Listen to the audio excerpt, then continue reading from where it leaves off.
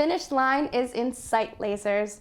Only a few more days until the semester is over and the holiday break has begun. Welcome to our Symposium special for the Laser exclusive. I'm Juliana DeMuro. And I'm Taylor Viles, filling in for Mike Marouk tonight. Now, let's get to these campus headlines. Your future is calling. The Fall 2021 Career Readiness Symposium is back in person after 3 semesters fully online. Symposium has been a LaSalle tradition for nearly 20 years. This year, the mission is to provide experiential and collaborative learning by showcasing alumni panels, student presentations, booths, demonstrations, and much more. The all-day event begins at 9:30 in Rosen Auditorium for President Alexander's opening address, featuring members of SGA. There will also be countless events throughout the day, so make sure to hold your dance card, which provides the schedule for all on-campus events happening at this year's symposium. An online component will be available for all those unable to attend in person. Finals week is almost here. Monday, December 13th is the last day of classes, followed by Reading Day on Tuesday, December 14th. Reading Day is a full day dedicated to preparing for your final exams, whether that be to study, catch up on some last-minute things, or take a mental break before exams. Finals week is Wednesday, December 15th to Monday, December 20th. Be sure to check your emails from the registrar and your professors regarding all things finals. You can find the exam schedule by going to My LaSalle, clicking on the Academics tab, and then scroll down to the final exam schedule. Contact your professors beforehand with any questions about your exam. We wish all of you the best of luck on your exams, and a reminder to take care of yourself both physically and mentally. Move out for winter break is coming up soon. On-campus housing will officially close at 9 a.m. on Tuesday, December 21, and remain closed until the same time on Tuesday, January 18, 2022. That's right, 2022 is right around the corner. This year went by way too fast. However, students with special housing needs may apply to remain on campus. If you are one of those students, it will cost you $260 a week if you do not work on campus, but if you do work on campus, you will be paying $135 a week. Athletes who will be on campus over the break will have to get tested once a week for the entire stay. Instead of coal in your stocking, how about some mold in your vents? LaSalle University has been facing some issues regarding health and safety in their residence halls. Reporting more on the subject, we go now to Nicole Rush. Nicole? In the beginning of the fall semester, students started to notice dark fuzzy spots in their dorms. They were disappointed to find out they had mold and were frustrated by the university's delayed response. President Alexander issued a response on the mold on December 1st. In his email, he stated, "We're reviewing all our procedures around mold reporting, investigating, and mitigation. We are also reviewing our practices and communicating with students and parents about the issues." I'm here with student Sam Roberts, who is personally affected by the mold outbreak, and I have a few questions for him. When you contacted the university about the mold in your room, what was their response? For the most part, the response was pretty quick. David Hennessy sent a few emails back. My family, when we dropped us off on move-in day, they were pretty distraught. They thought it was kind of disgusting, the circumstances that we had, because we had mold everywhere. And my mom sent emails, as well as myself, to pretty much everyone in the housing department, residential life, and David Hennessy. They got back rather quickly, saying they would send a team to help take care of the mold issue, which they responded appropriately. They responded quickly, which I did appreciate. But the matters that they took afterwards weren't as ideal as I would have expected or hoped. One of the issues that we found was when our room was being cleaned, the team that was cleaning it, my mom, she wanted me to find out what they were using to clean the room because she wanted to make sure that all 3 of us, me and my 2 roommates, were safe.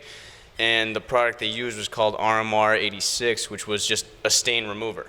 So it just got rid of the stain. It didn't do anything to get rid of the mold, so it would reoccur weeks after that. So my parents had to end up coming up with their own solutions. They purchased a dehumidifier for the room, and my dad stripped apart every part of the room, took off the vents because there's mold growing inside those, took off the lights, there's mold growing inside that. There's even mold growing inside the outlets. So it was covered our room, and my parents ended up doing the thorough cleaning instead of the school. How did this response make you and your roommates feel? A bit indifferent. We were a bit frustrated because we were told that the room was cleaned very well, very thorough, about a week prior to us coming. That's what we were told by multiple different members of the LaSalle community.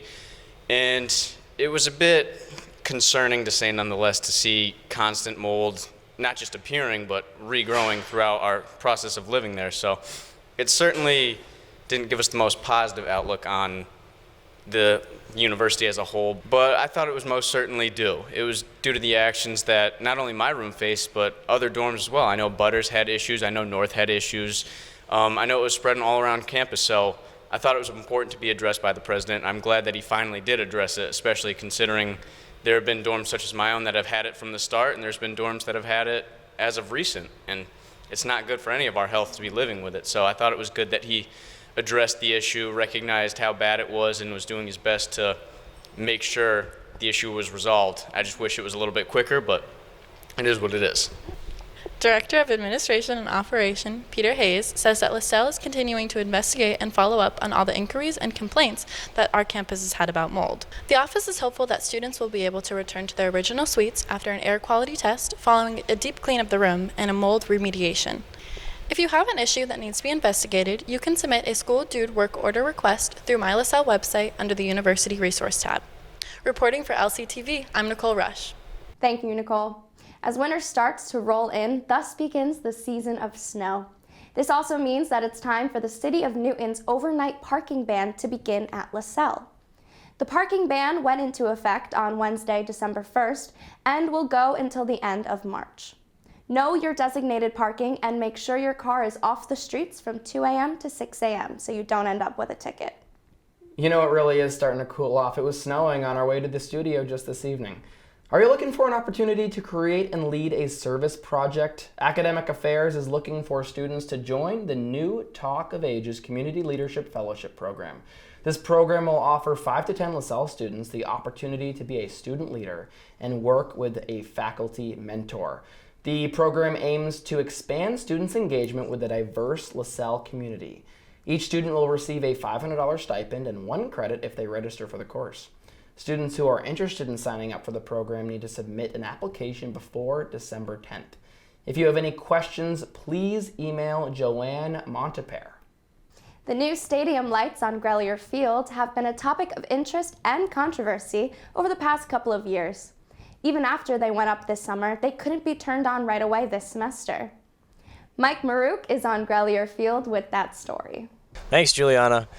Let there be light on Grelier Field. The fight for the stadium lights began in 2016. You may have seen signs on the lawns of LaSalle's neighboring houses saying, "Stop LaSalle's stadium lights." In 2018, the disagreement gained some traction after an article was published in the Boston Globe.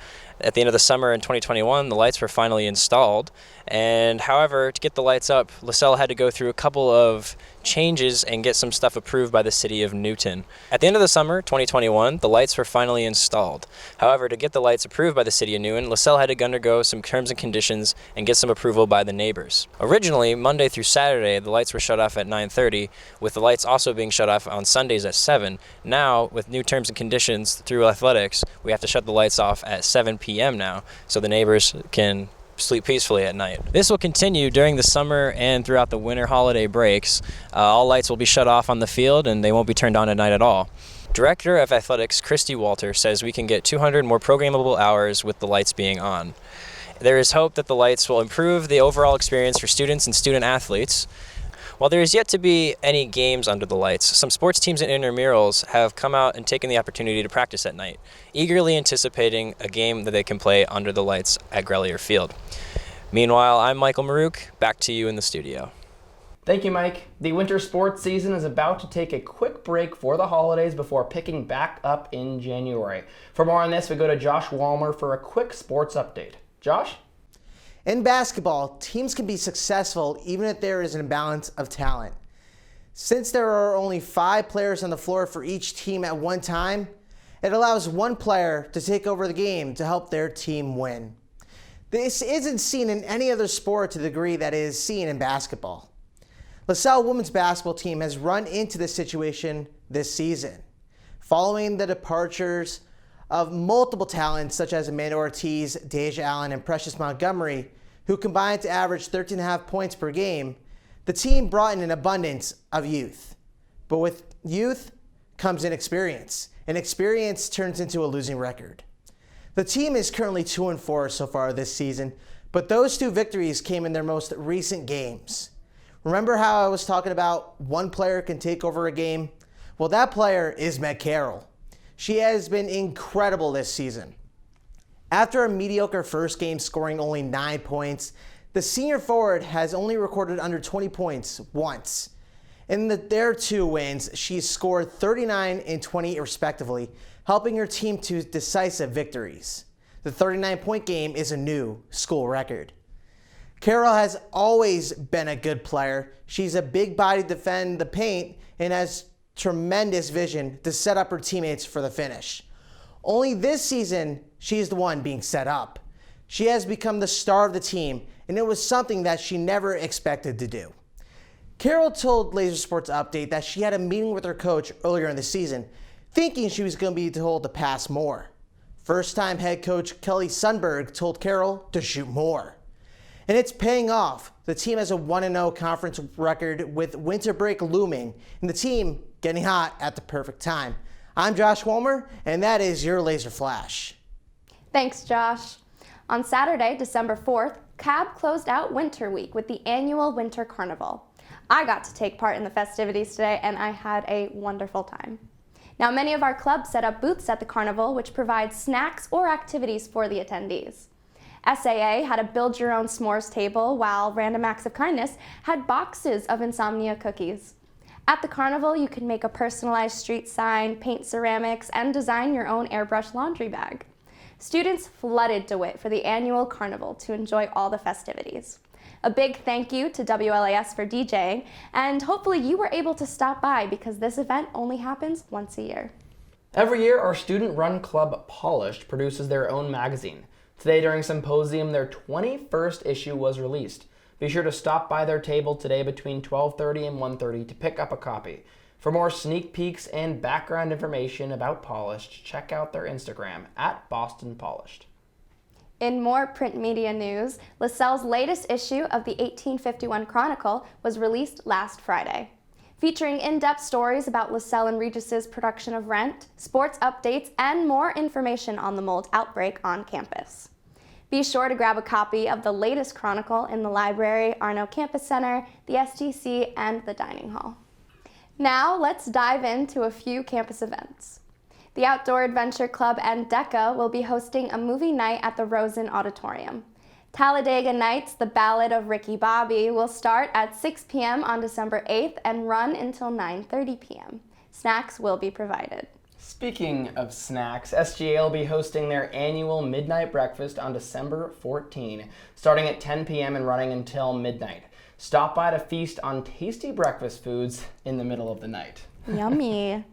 Finally, the National Association for Catering and Events will be hosting a Color the Stress Away on December 9th from 2 to 3:15 in Arno. Coloring sheets and supplies will be provided. And that is all for this Symposium special. Thank you for tuning in this week and for your continued dedication to the Laser Exclusive for your campus updates. We'll be right back here next week to briefly wrap up the fall semester. I'm Taylor Viles. And I'm Juliana DeMiro. We will see you soon. Yay! A little different.